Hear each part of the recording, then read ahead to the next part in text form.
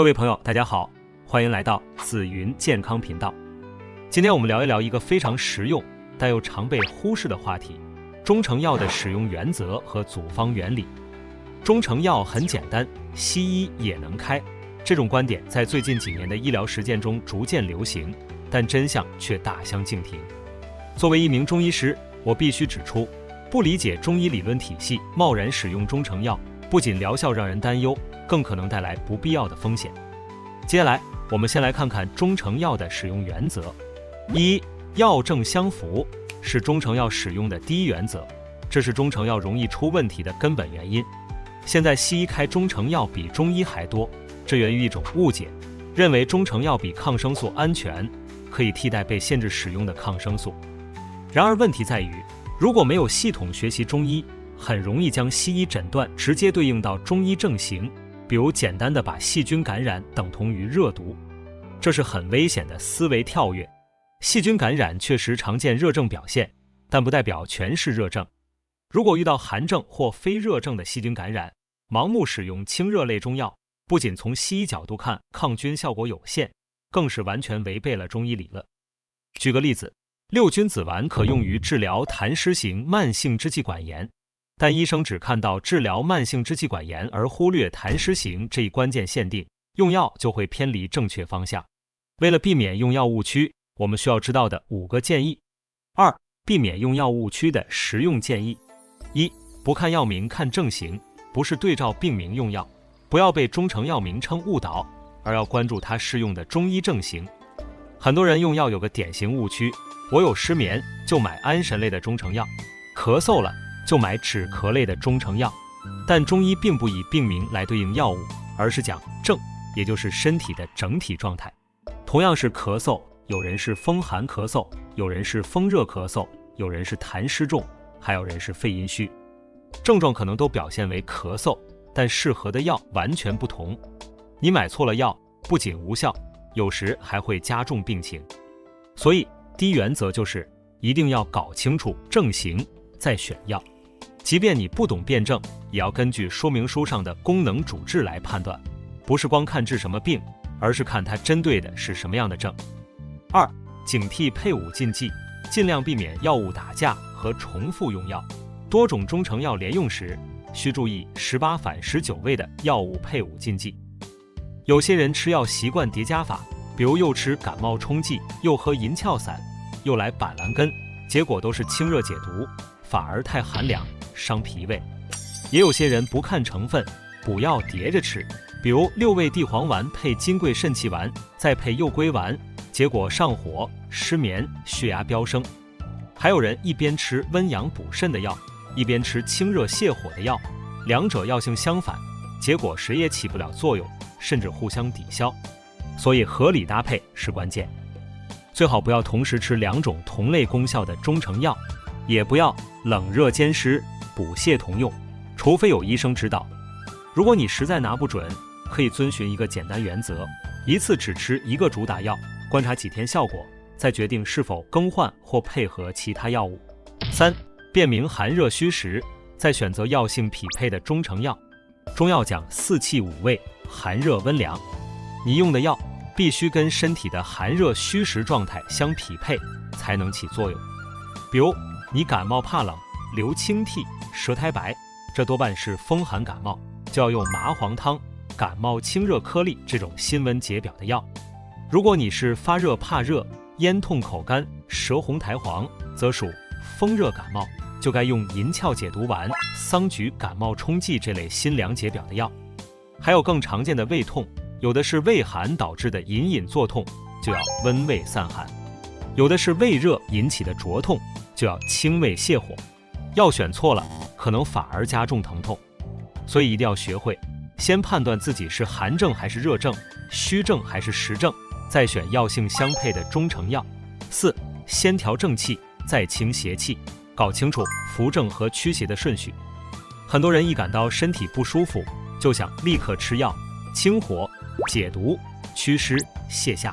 但中医讲虚则补之，实则泻之。也就是说，如果你身体已经虚弱了，还去一味的攻邪，就可能伤正气，越治越虚。比如有些老年人平时就容易疲倦、四肢发凉、舌淡苔白，一吃上黄连、上清丸、牛黄解毒片这类苦寒的清热药，结果更困、更乏、更拉肚子。所以正确顺序是看身体虚不虚，如果偏虚，要先用扶正的办法，比如补气、补血、健脾、养阴等，然后再视情况驱邪，否则就会陷入虚上加虚的恶性循环。5. 不要忽视药物的副作用和不良反应。很多人以为中成药副作用小，可以长期吃，随便吃。其实不然，中成药虽然大多比较温和，但也绝不是完全无害。例如牛黄解毒片含有大黄、黄连等寒凉清热药，吃多了容易伤脾胃，引起腹泻。安宫牛黄丸、紫雪丹等含有朱砂、雄黄、麝香等成分，服用过量可能影响肝肾功能，甚至中毒。再比如补肾类中成药，很多都偏温燥，阴虚火旺的人一吃就上火，口腔溃疡、心烦失眠、鼻子出血都有可能出现。所以即使是成药，也要注意用量、疗程，最好间歇使用，并关注服药期间身体的反应。如果身体不适，要及时停药或调整。还有，服用中成药重病则止，药到病除，药应随即停止。特别是感冒等急性病，如果2、3剂已见效，病情好转，剩余药物不宜继续服用。这是因为中药已纠正了身体的偏差，恢复了平衡，若继续服用，反而可能导致新的偏差。外用的药不要内服，记住，名字带丁、膏、贴、油的中成药99%是外用的，内服可能灼伤肠胃甚至肝肾，这是个常识，但临床中仍然有人犯这个错误。3. 中医方剂的君臣佐使配伍理念。理解中成药离不开君臣佐使的配伍理念。我们以经典的治疗风寒感冒的麻黄汤为例，君药就是队长，专打核心敌人。比如风寒感冒的敌人是寒气，君药就是麻黄发汗驱寒。臣药像副队长，辅助队长攻坚。比如桂枝帮麻黄把寒气从肌肉深层逼出来，辅助君药加强治疗。也有的臣药是针对兼正的。佐药像后勤兵，防止队长误伤自己人。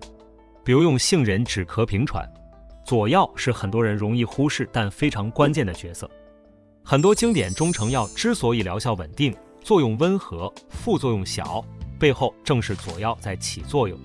佐药主要有3种形式，理解这3种有助于我们判断一个中成药是否搭配合理。第一种，助君药增强主治方向，这类佐药与君药方向一致，用来加强疗效。比如柴胡疏肝散中，柴胡是君药，负责疏肝解郁，而佐药之一的止咳也能理气，增强疏肝作用，两者合力让整个方子更有穿透力。第二种，清除副作用，调和药性，这类佐药是为了平衡君药、臣药可能带来的偏性或副作用。比如附子理中丸中，附子温阳力量强，但过于燥热，配伍甘草、白术等温和之品，就是为了避免燥热伤阴的问题，让方子既有力又稳妥。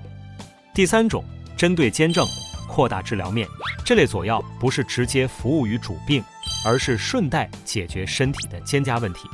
比如逍遥丸里加了薄荷，它不属养血疏肝的核心方向，但能清头目、疏郁热，兼顾现代人易上火、头晕的症状。这就是佐药顺带解围的智慧。总结一句话，佐药虽然是配角，但常常决定着一剂中成药的温和度、安全性和适用面。使药像通讯员，带路加调和矛盾。比如甘草既能调和药性，又能让药效直达病灶。使药在一个方子里往往是最不起眼的存在，甚至不少人连名字都没听过。但正是这个角色，让整个方药像一台机器一样高效运转。使药有2大功能，第一，引经报时，引导药力归经定位。这就是说，使药可以引导其他药物作用到特定的脏腑或经络。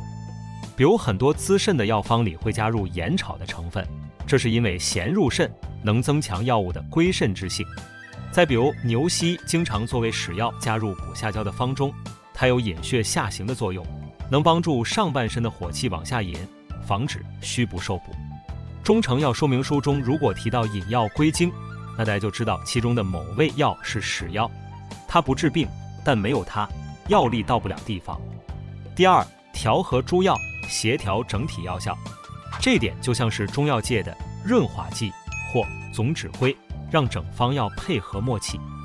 比如甘草是最常见的使药，它能调和各种药性，防止冲突。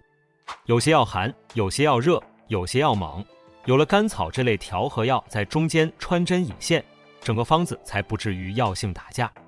再比如生姜、大枣，常作为方剂中的使药，一温一甘，不仅调和药性，还能保护脾胃，缓解药性。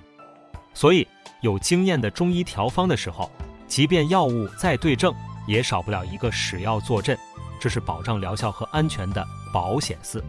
这一配伍体系确保方剂既有主次分明的治疗重点，又能全面兼顾病情的各个方面。重点来了，大家在看到中成药说明书上的适应症时候，要知道那只是参考，关键要看你的症状属性。好了，中成药的确方便，适合家庭常备，也便于普通人调理体质，应对家庭常见病。但前提是你要了解中医的基本逻辑，至少知道自己属于什么症型，药物的性质和作用是什么，才能用得对，用得稳，用得久。盲目跟风，照抄别人，病急乱投医，反而可能耽误病情，损伤身体。希望今天这期视频能帮大家建立起对中成药的正确认识。我们下期将从补益类中成药开始慢慢讲解，关注我们，用中医智慧守护全家健康。